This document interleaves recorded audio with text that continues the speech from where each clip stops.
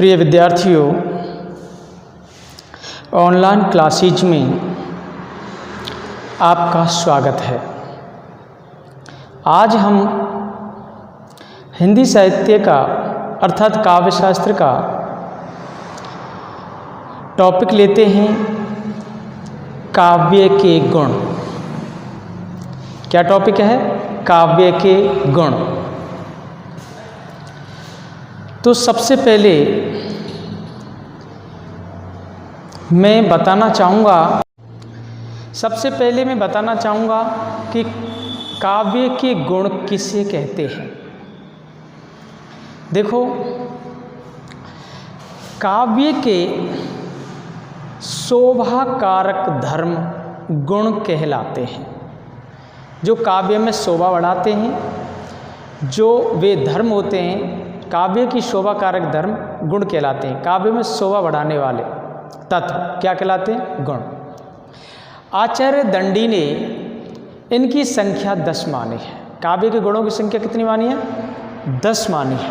आचार्य दंडी ने काव्य के गुणों की संख्या 10 मानी है। आचार्य मम्मट सभी गुणों को 3 गुणों में सम्मिलित कर लेते हैं। आचार्य मम्मट हैं जो सभी गुणों को 3 गुणों में सम्मिलित कर लेते हैं। देखो, मम्मट के अनुसार अब ये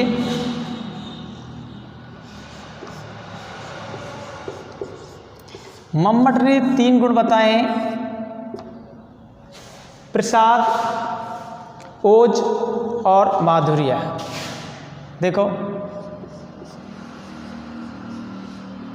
प्रसाद नंबर 2, ओज नंबर 3, माधुर्य। ये जो बताए हैं, ये मम्मट ने बताए हैं 3 गुण। सारे गुणों को सम्मिलित करके मम्मट ने 3 गुणों में समाहित कर दिया है। तो देखो, प्रसाद का मतलब होता है व्यापकत्व, अर्थ का फैलाव। प्रसाद का मतलब होता है व्यापकत्व या अर्थ का फैलाव। और ओज का अर्थ होता है दीप्ति। दीप्ति कहते हैं चमक को। और तीसरा माधुर्य का अर्थ होता है द्रुति द्रवणशीलता। क्या है? द्रुति द्रवणशीलता। इसका मतलब होता है पिघलना। तो देखो, प्रसाद है, प्रसाद का अर्थ क्या होता है? क्या बताया मैंने आपको? व्यापकत्व।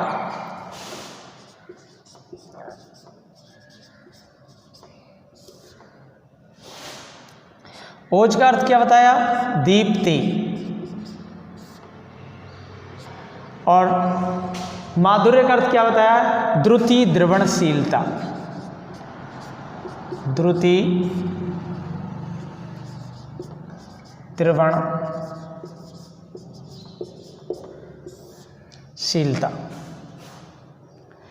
तो व्यापकत्व का मतलब होता है अर्थ का फैलाव।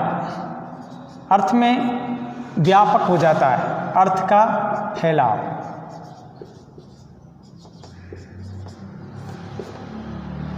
और दीप्ति का मतलब होता है चमक। और द्रुति द्रवणशीलता का मतलब होता है पिघलना।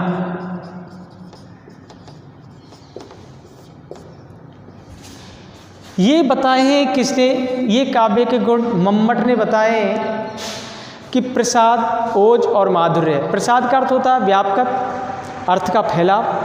ओज का अर्थ होता है दीप्ति, जिसका मतलब होता है चमक। और माधुर्य का अर्थ होता है द्रुति द्रवणशीलता, अर्थात पिघलना। तो देखो, सबसे पहले हम प्रसाद गुण को ले लेते हैं। प्रसाद गुण, प्रसाद क्या है? प्रसाद गुण है क्या है? देखो, वह रचना जिसे पढ़ते ही अर्थ समझ में आ जाए। जिस रचना को हम पढ़ेंगे और पढ़ते ही अर्थ समझ में आ जाए, जिसमें चित्त की निर्मलता होती है, ये प्रसाद गुण होता है। चित्त की निर्मलता से संबंधित है। वह रचना जिसे पढ़ते ही अर्थ समझ में आ जाए, वह प्रसाद गुण कहलाता है। और प्रसाद का अर्थ आप जानते हैं, स्वच्छता या निर्मलता। एक किसी ने पंक्ति दी है कि प्रसाद गुणों में भाव स्वच्छ पानी के पेंदे में पड़े सिक्के के समान स्पष्ट द्रष्टव्य होते हैं। प्रसाद गुणों में भाव स्वच्छ पानी के पेंदे में पड़े सिक्के के समान स्पष्ट दृष्टव्य होते हैं। इसमें बताया है कि जो भाव होते हैं, भाव वो ऐसे लगते हैं जैसे कि स्वच्छ पानी होता है कोई, और स्वच्छ पानी में कोई सिक्का पड़ा होता है और स्पष्ट रूप से दिखाई देता है। उसी प्रकार प्रसाद गुण भी काव्य में उसी प्रकार दिखाई देता है। अब देखो, हम जैसे कि कोई पंक्तियाँ हैं तो उन पंक्तियों को लेते हैं, तो उसमें अगर हम पढ़ेंगे तो भाव तुरंत समझ में आ जाएगा, उसमें कोई भी कठिनाई आपको नहीं आएगी। जैसे दो पंक्तियाँ हम लेते हैं, उदाहरण,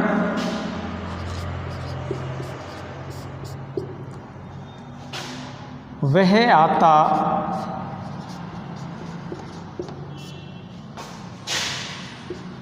दो टूक, वह आता दो टूक कलेजे के करता, दो टूक कलेजे के करता, पछताता पथ पर। ये पंक्तियाँ जो प्रसाद गुण से संबंधित है, वह आता दो टूक कलेजे के करता पछताता पथ पर। यह आपको सभी को पता है कि ये निराला की पंक्तियाँ हैं और भिखारी शीर्षक से ली थी। तो कोई भिखारी होता है जो भूखा होता है, तन ढकने के लिए कपड़े तक नहीं है उसके पास, तो उसकी स्थिति को देख करके निराला ने ये पंक्तियाँ लिखी थी कि वह आता दो टूक कलेजे की करता पछताता पथ पर। जब वो भिखारी आता है उसको देख करके मेरे हृदय के टुकड़े टुकड़े हो जाते हैं। तो ये जो पंक्तियाँ हैं इनका अर्थ एकदम सरल तरीका से निकल रहा है, इसलिए ये किस में आएगा, प्रसाद गुण में। अब हम ऐसे ही दूसरा कोई उदाहरण लेते हैं। देखो, दूसरा उदाहरण लेते हैं।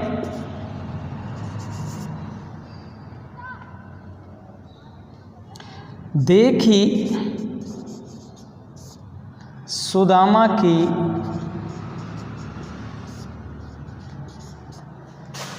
दीन दशा, देखी सुदामा की दीन दशा करुणा करके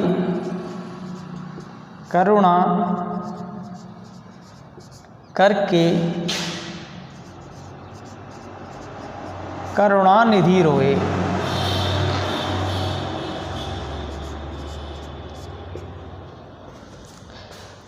देखी सुदामा की दीन दशा करुणा करके करुणानिधि रोए, पानी परात को हाथ छुओ नहीं। पानी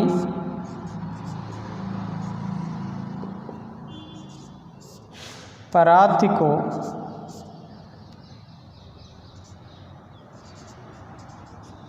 हाथ छुओ नहीं।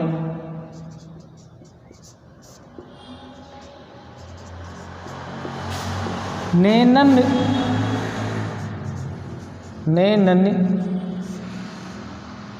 के जल सौ पग धोए, के जल सौ पग धोए।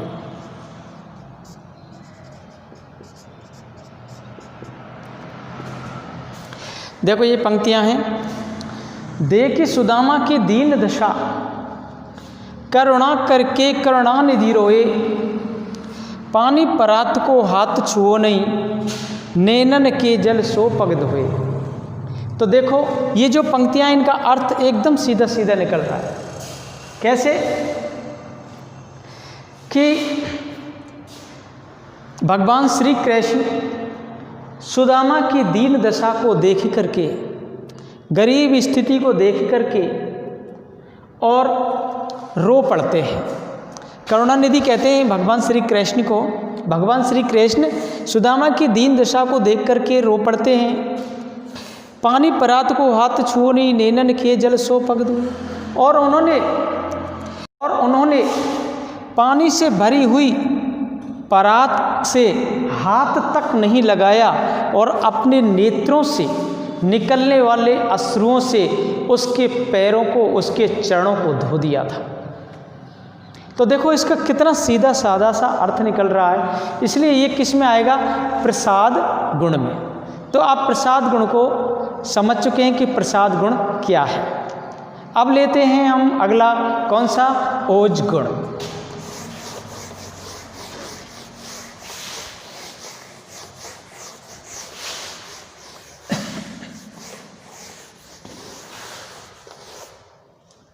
अब लेते हैं ओज। सबसे पहले मैं ये बता देता हूँ, ओज का मतलब होता है शरीर के अंदर उत्साह, जोश उत्पन्न होना, ओज कहलाता है। जोश उत्पन्न हो जाता है शरीर के अंदर, उत्साह पैदा होता है, उसे कहते हैं ओज। जिस रचना के आस्वादन से हृदय में, जिस रचना के आस्वादन से हृदय में वीरता या उत्साह का संचार हो जाता है। आप समझ गए? जिस रचना के आस्वादन से मतलब पढ़ने से, आनंद की प्राप्ति से, आनंद की जब अनुभूति होती है, किसी रचना को पढ़ते हैं और उससे हमें आनंद की अनुभूति होती है, तो हृदय में वीरता और उत्साह का संचार पैदा हो जाता है, तो वह ओज गुण के अंतर्गत आएगी। अब देखो ये जो रचना है, इस रचना की प्रमुख विशेषताएं कौन कौन सी हैं, मैं आपको बता देता हूँ।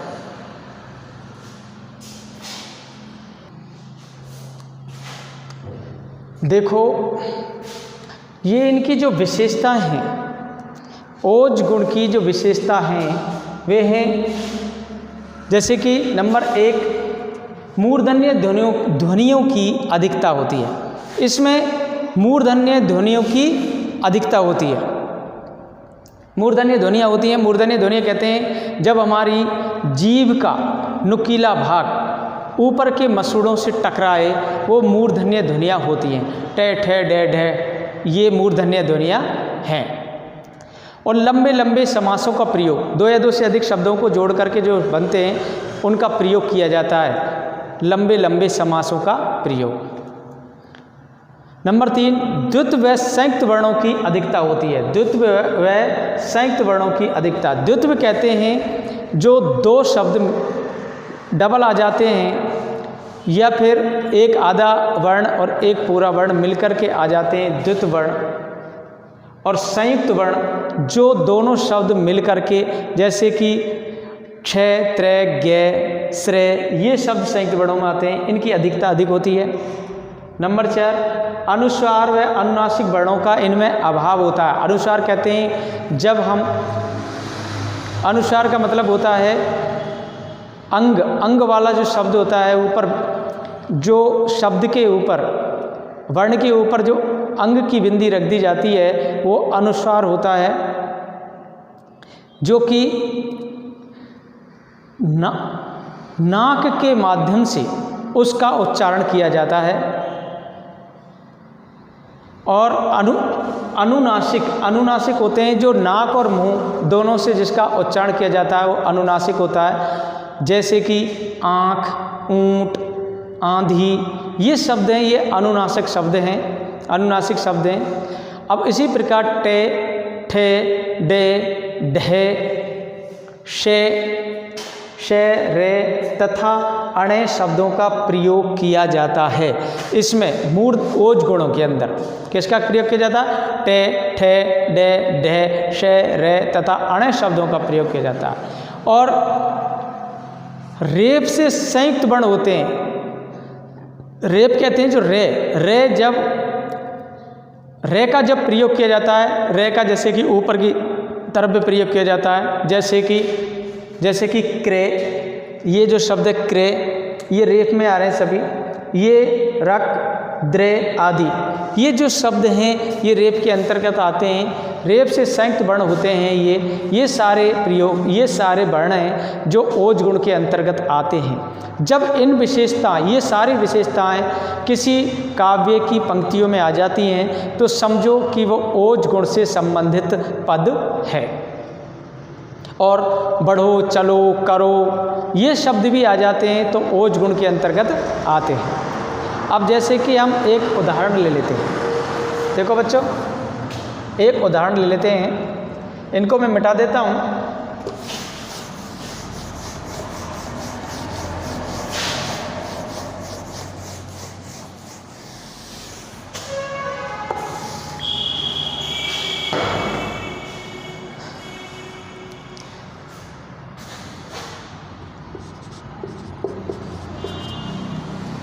देखो बच्चों इस उदाहरण को, हिमाद्री तुंग श्रृंग से प्रबुद्ध शुद्ध भारती, स्वयं प्रभा समुज्ज्वला स्वतंत्रता पुकारती, अमर्त वीर पुत्र हो दृढ़ प्रतिज्ञ सोच लो, प्रशस्त पुण्य पंथ हो बढ़े चलो बढ़े चलो। तो देखो इसमें जो मैंने विशेषताएं बताई थी आपको कि मूर्धन्य ध्वनियों की अधिकता है। मूर्धन्य ध्वनि कौन सी है? टैट है, डे, डैश है, इनका प्रयोग किया गया है। इसमें अणे, अणे का प्रयोग किया गया है और द्वित वर्णों का प्रयोग किया गया है, संयुक्त वर्णों का प्रयोग किया गया है। ये जो हैं, ये जो शब्द आ जाते हैं इसमें रेफ का शब्द का प्रयोग किया गया है और अनुनासिक अनुस्वार ध्वनियों का इसमें अभाव है। तो ये सारी विशेषताएं किस में आ जाती हैं? ओज गुण के अंतर्गत आती हैं। तो आप देख लो, ये उदाहरण है, इस उदाहरण के तहत ही ये उदाहरण ओज गुण का ही है। अब इसके अलावा और जिस रचना में वीरत्व की भावना प्रकट हो, इसको पढ़ेंगे तो हमारे अंदर देशभक्ति की भावना प्रकट होगी, इसलिए ये ओज गुण के अंतर्गत आएगा। अब हम जैसे कि दूसरा उदाहरण ले लेते हैं।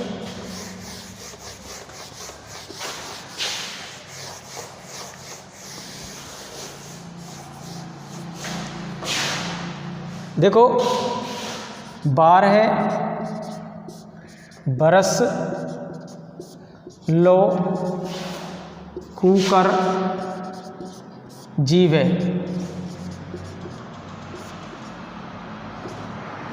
12 बरस लो कूकर जीवे, अरु 13 बरस ले जिए सियार, अरु 13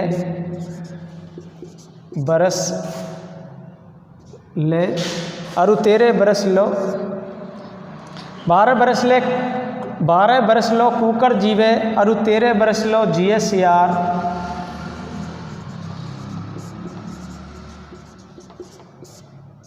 बरस 18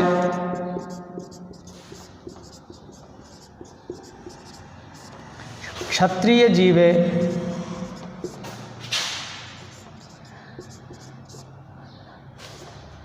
आगे जीवन को धिक्कार, आगे जीवन को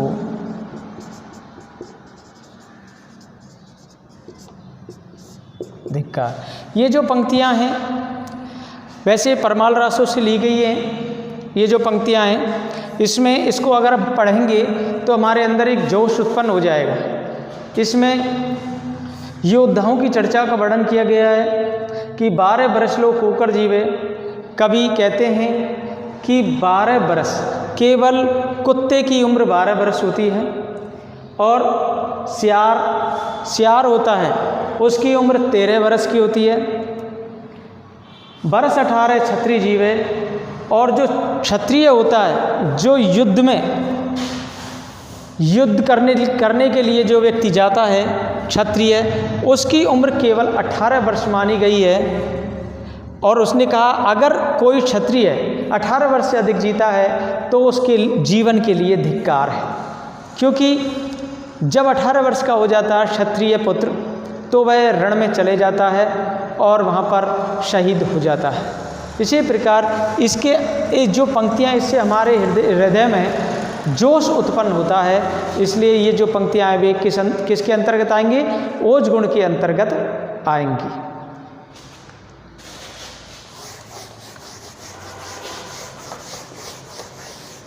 अब लेते हैं हम माधुर्य गुण। माधुर्य द्रुति, द्रवणशीलता, पिघलना, जिसको पढ़ करके, जिन पंक्तियों को पढ़ करके हमारा हृदय पिघल जाए, वो होती हैं माधुर्य गुण। जिन पंक्तियों को पढ़ करके हमें शांति प्राप्ति होती है और हमारा हृदय पिघल जाता है, करुणा उत्पन्न हो जाती है हमारे हृदय के अंदर, तो वो होती है कि इसमें माधुर्य गुण में। देखो, इसमें कोमलकांत पदावली में रचित काव्य जो हृदय में श्रृंगार रस का उद्रेक पैदा कर दे, हमारे हृदय में श्रृंगार रस का उद्रेक पैदा कर दे। माधुर्य का अर्थ होता है मिठास। माधुर्य का अर्थ क्या होता है? मिठास। जैसे माधुर्य युक्त, अर्थात माधुर्य युक्त रचना को पढ़ने से मन में आह्लाद उत्पन्न होता है। आह्लाद कहते हैं हमारे हृदय में प्रसन्नता होती है, खुशी होती है, आह्लाद उत्पन्न होता है, अर्थात जो मन को पिघला दे, अपने मन को जो पंक्तियाँ पिघला देती हैं। माधुर्य का संबंध श्रृंगार, करुणा और शांत रसों से होता है। इसमें अणय को छोड़कर अनुस्वार, वर्ण, ने, में, ये, ने आदि शब्द आते हैं। ये अणय छोड़ दिया जाता है, इसमें इसको छोड़ देते हैं और ये आ जाते हैं ने, में,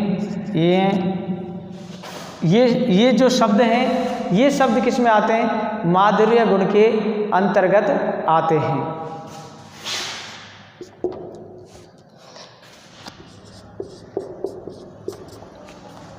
उदाहरण लेते हैं।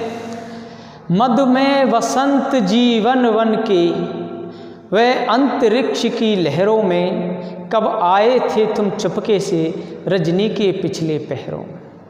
मधु में वसंत जीवन वन के, देखो मधु में वसंत जीवन वन के, मधु में वसंत जीवन वन के, वह अंतरिक्ष की लहरों में, वह अंतरिक्ष की लहरों में, मधु में वसंत जीवन वन के, वे अंतरिक्ष की लहरों में, कब आए थे तुम चुपके से। देखो, कब आए थे तुम चुपके से रजनी के, कब आए थे तुम चुपके से रजनी के पिछले पहरों में। रजनी के पिछले पहरों में। ये जो पंक्तियां हैं, इसमें बसंत ऋतु का वर्णन किया गया है। और बसंत ऋतु, जहाँ पर बसंत ऋतु होती है, वहाँ पर हमें हमारे हृदय को प्रसन्नता होती है, खुशी जाहिर होती है, हमें आनंद की अनुभूति होती है बसंत ऋतु में। तो ये उस बसंत ऋतु के समय का वर्णन किया गया है। तो इसलिए ये जो पंक्तियाँ हैं, ये माधुर्य रस के अंतर्गत आती है। अब ये इसका दूसरा उदाहरण है। लाली वन सरल कपोलों की, आँखों में यंजन सी लगती, कुंचित अलकों सी घुंघराली, मन की मरोड़ वन। इसमें भी इसमें शरीर के जो अंग हैं भगवान श्री कृष्ण के, उनका वर्णन किया गया है। जैसे उसके कपोलों की सुंदरता का वर्णन किया गया है कि उसके कपोलों पर लाली बिखर रही है, आँख ऐसी लग रही जैसे कि अंजन लगा हुआ हो, और उसकी बालें घुंघराली, उसके जो बाल होते हैं, लटें होती हैं, वे घुंघराली हैं, जो कि मैं तो अपने मेरा मन ऐसी सुंदरता को देख करके बहुत अधिक प्रसन्न हो जाता है। तो ये जो शब्द हैं, ये जो पंक्तियां हैं, इसमें हृदय हमारा प्रसन्न हो जाता है पढ़ करके। जिन पंक्तियों को पढ़ करके हमारे हृदय में प्रसन्नता होती है, आनंद की अनुभूति होती है, वो सब क्या है, वो माधुर्य गुण के अंतर्गत आएगा। तो देखो इसके अन्य उदाहरण भी हैं, मैं वैसे ही बोल करके सुना देता हूँ। जैसे प्रसाद गुण का और अन्य उदाहरण था, विनती सुन लो हे भगवान, हम सब बालक हैं नादान, विद्या बुद्धि नहीं कुछ पास, हमें बना लो अपना दास। ये तो था प्रसाद का। अब ओज का सुन लो, हम रुंड गिरे गज झुंड गिरे।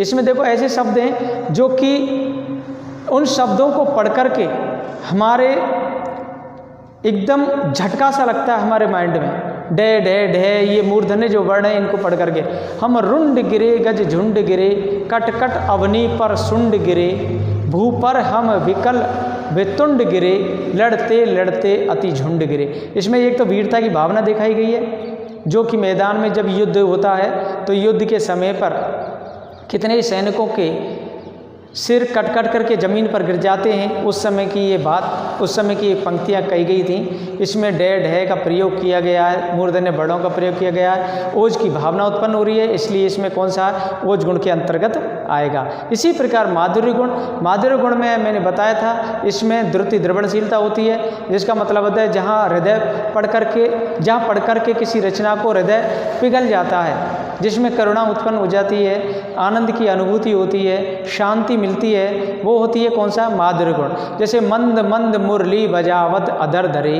मंद मंद निक्ष्यो मुकुंद मधुबनते। तो इसमें यही है कि जब भगवान श्री कृष्ण मुरली बजाते हैं, अपने होठों पर रखते हैं और भगवान श्री कृष्ण धीरे धीरे वहाँ से निकलते हैं वन में से, तो क्या है कि हमें एक आनंद की अनुभूति होती है जिस रचना को पढ़ करके, और वह है ये होता है माधुर्य गुण। तो बच्चों आप सभी के ये काव्य के गुण समझ में आ गए होंगे, मुझे विश्वास है, और इसको आप बार बार पढ़ते रहना। धन्यवाद।